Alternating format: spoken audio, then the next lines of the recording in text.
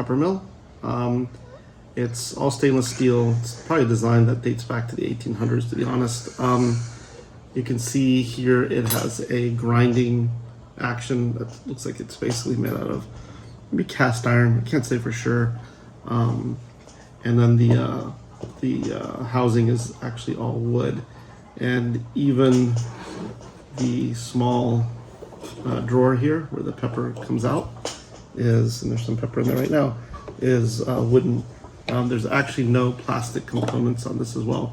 You can change the coarseness of the pepper by using this tab, and there's a bunch of notches here.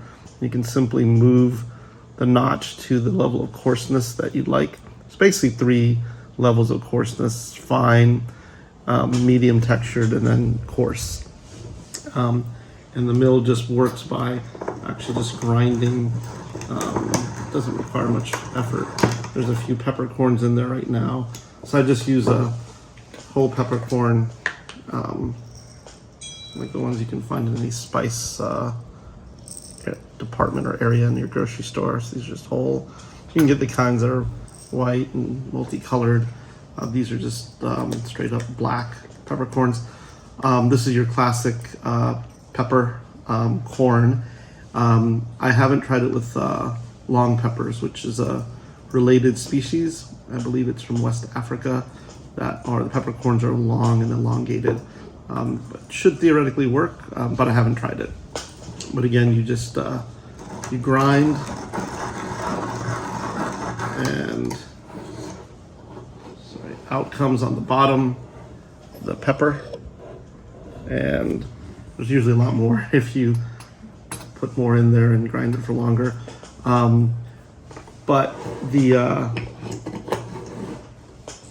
again, the drawer just opens and slides back in. Comes in this box. There's a little bit of plastic in it, but fairly minimal to protect the top and the bottom. They could have used paper, which is what I would prefer to have seen, but they didn't. This is made in France. Now, why bother? Why not just get a conventional pepper mill? You could. This basically is great because pepper, as you can see in here, maybe a little bit, basically loses its flavor in about 12 weeks to 16 weeks, 3 to 4 months. And when it's fresh, right from the corn, it is definitely different, tastes different, smells different, and just better, more flavorful. Because I think some of the oils and whatnot, I'm not sure actually, but some of the oils and whatnot may get lost over time. And so some of the potency is probably also lost as it sits out. So this lets you basically grind the pepper as you need it. Again, you could use a conventional twist pepper mill, and Peugeot, which is the manufacturer of this device, makes those. But I found grinding it as needed using this technique has been actually just more fun, to be honest. And then you can create the pepper. You can also put the pepper in a small pepper crock, which, as opposed to a shaker, which I'll do another video on later.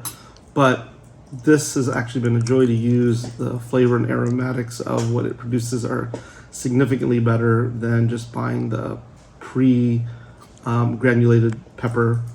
So coming straight from the peppercorn to here, to then this stage where it can be used, has just been a lot more enjoyable. And so I definitely recommend this. It's a little spendy. It's about $70-80 on Amazon right now.